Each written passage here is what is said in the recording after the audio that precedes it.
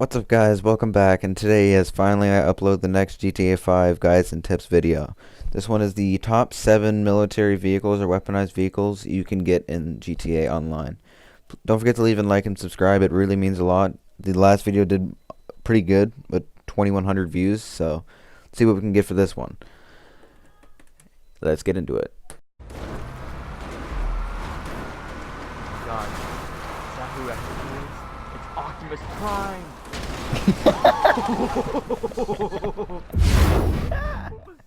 Alright, so coming in on two quick honorable mentions. The first one going to the Mobile Operations Center, and it's not just the trailer, it is the cab itself, and that is because this thing can take so many hits. Like, you can take something, I think it's like 60 something missiles. Above 60, I know that, and it is super strong. You can have either the Hauler Custom or the Phantom, it doesn't really matter. It is a pretty good truck, it's pretty quick, it's pretty agile, it can take a lot of hits. The windows can take a couple bullets before breaking, so that's a decent thing. And coming up next, we got the LF-22 Sterling here, and that is because this thing is the slowest plane in the game, fastest plane in the game with the boost, and the most agile in the game all at the same time. So this thing can help get behind players when you're dogfighting, can help get away with the speed, and can help get in behind players with your agility, or to maneuver for missiles. And for $2,700,000, that isn't bad. So right here we have the B11 going to take down the MOC just right quickly. So keep in mind though that it is hitting it from the front of the MOC, not the back. The back takes a little bit more to blow it up. And in the event that you're driving, you're going to be getting shot from the back. So this thing will actually be surviving longer. And this is in real time. This is doing quite well. So that's what I mean by the MOC taking a hit. And right here we quickly have a quick dogfight of the laser fighter jet and the Starling. Now the Starling is also nice because it's also kind of armored. It can take a few missiles to blow up. But that also gives you the opportunity to like kamikaze and still survive. And in this clip you can see that like this is the agility of the laser versus the Sterling, and the Sterling is just dancing pretty much. Like, my friend wasn't even trying to kill me, he was just trying to troll me, kind of. Basically here is, and just look, it stays behind me, and when he's actually trying to shoot me, if he actually tries to shoot me, he'll get me. If the missiles are lucky enough, they'll hit me. And as you can see, that almost hit me. The machine guns will do a little bit of damage. They're not explosive on the Starling, but they still, eventually it can take down your target. Like, in a moment here, you'll get to see he just eventually just like didn't even bother using the missiles or the machine guns, but instead he like kamikazed into me, which you'll see here. So right down here,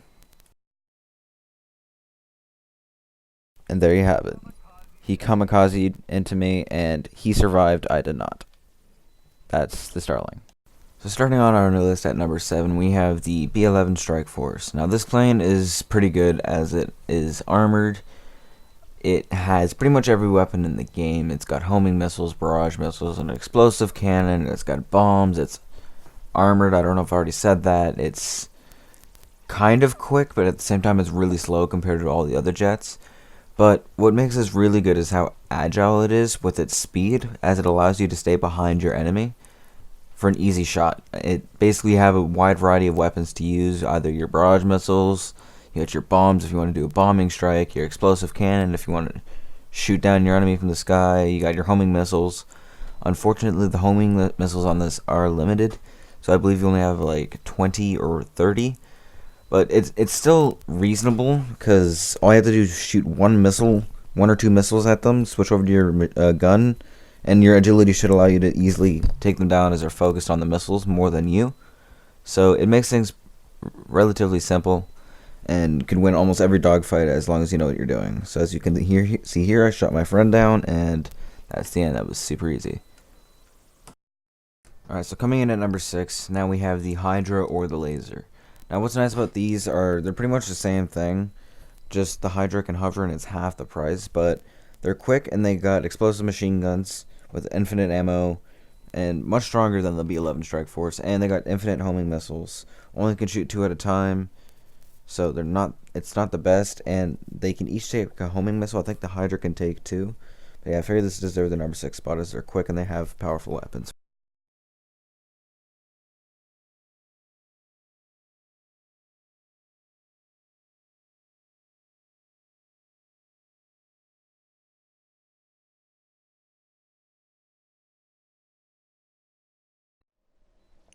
So coming in at number 5, we have the Thruster Jetpack.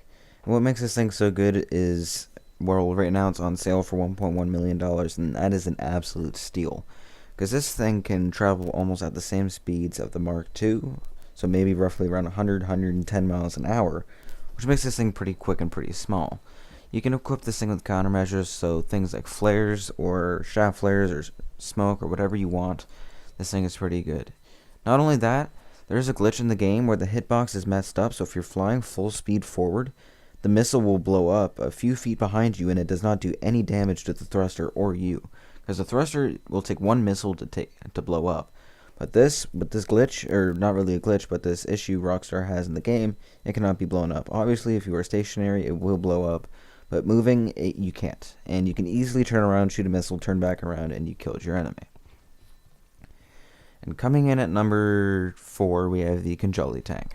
Now this thing is way better than the Rhino tank on so many different levels. First of all, with its speed and agility, this thing will move over 20 miles an hour faster than the Rhino tank.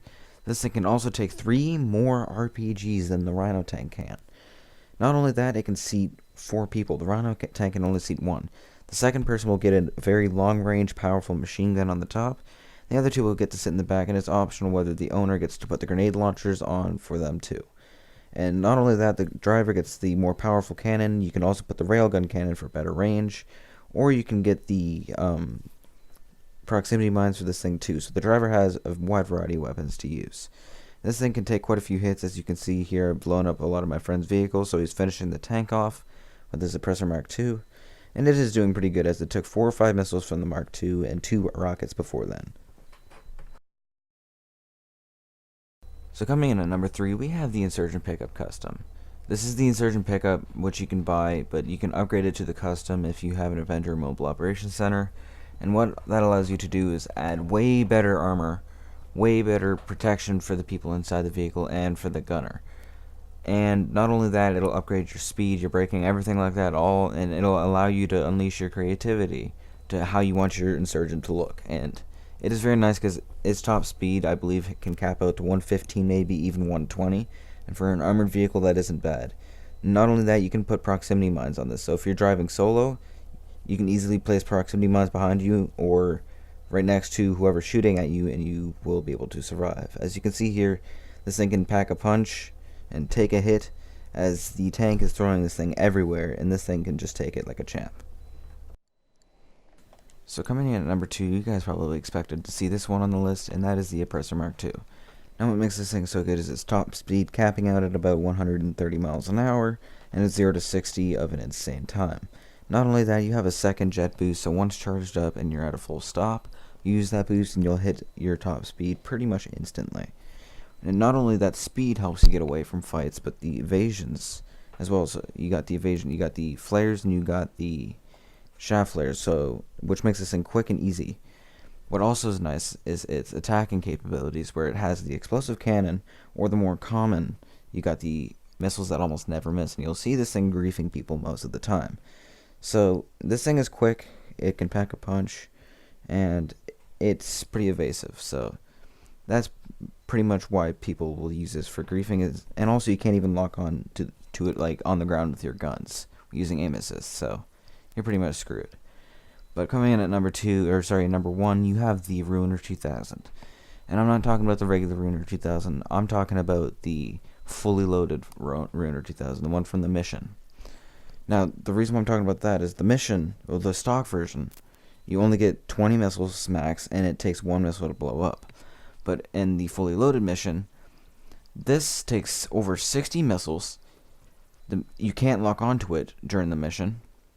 And not only that, during the mission, you can't get a wanted level. And that's important because the windows you can still destroy, so you can still get shot out of it. So without the cops on you, you're not getting shot nearly as much, and you can basically take over any lobby, because these missiles are the best missiles you can possibly get in the game. They pretty much never miss, ever. So you have a car that basically can't get destroyed other than an orbital cannon or water, that can pretty much never miss with its missiles, and yeah, it's pretty quick too. So, and it's got a parachute for flights from high altitudes. So that's what makes this thing so good. Unfortunately, I lost the footage for the Mariner 2000, but this thing is super good, and I'm telling you, for that high price, it is worth it from the fully loaded mission. But anyway, that is the top 7 vehicles and 2 honorable mentions for weaponized or armored or military in general. Thanks for watching.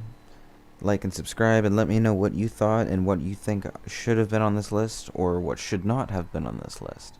Because I would like to hear you guys' thoughts in the comments and see, because the last video did really good, like with popularity. A lot of people liked it. So maybe I can get this going. Let me know if you want this to become a larger series, because I can definitely do that for you guys.